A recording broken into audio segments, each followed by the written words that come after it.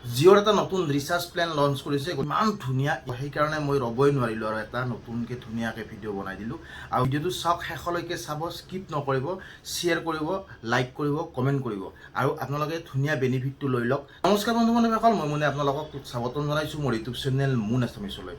যদিহে আপোনালোকৰ ঘৰত 4G ফিচাৰ্ছ ফোন আছে আৰু আপোনালোকে এয়াৰটেল চিম ইউজ কৰি আছে, তেতিয়াহ'লে এয়াৰটেলত আপোনালোকে 199 টকাৰ ৰিচাৰ্জ ইউজ কৰে আৰু জিঅ'য়ে আপোনালোকৰ সেই 199 টকাৰ ৰিচাৰ্জটোত যিটো ফেচিলিটি পায়, আপোনালোকে মাত্ৰ 2 GB ডাটা পায় আৰু 28 দিনৰ কাৰণে, লগতে কলিং আনলিমিটেড পায়। কিন্তু জিঅ'য়ে আপোনালোকৰ সুবিধাৰ কাৰণে জিঅ'য়ে লৈ আহিছে 123 টকাৰ নতুন ৰিচাৰ্জ প্লেন। আৰু আপোনালোকে যদি এয়াৰটেল ইউজ কৰি আছে, এয়াৰটেলত আপোনালোকে 199 টকা ৰিচাৰ্জ কৰি আছে 4G ফিচাৰ্ছ ফোন, যিটোত নেকি আপোনালোকে মাত্ৰ 2 GB ডাটা পায় আৰু 28 দিনৰ ভেলিডিটি পায় আৰু কলিংটো আনলিমিটেড পায়। কিন্তু জিঅ'য়ে আপোনালোকৰ সুবিধাৰ কাৰণে, যাতে আপোনালোকে বেছি পইচা ভৰিব নালাগে, তাৰ কাৰণে আপোনালোকৰ সুবিধাৰ কাৰণে এই 123 টকাৰ ৰিচাৰ্জ প্লেনটোত আপোনালোকে প্ৰতিদিনে 500 MB ডাটা পাব, লগত 28 দিনৰ ছেইম 199 যিটো এয়াৰটেলত ৰিচাৰ্জ কৰি আছে, সেই 199 ৰিচাৰ্জৰ নিচিনাকৈ ছেইম আপোনাৰ 28 দিনৰ ভেলিডিটি পাব আৰু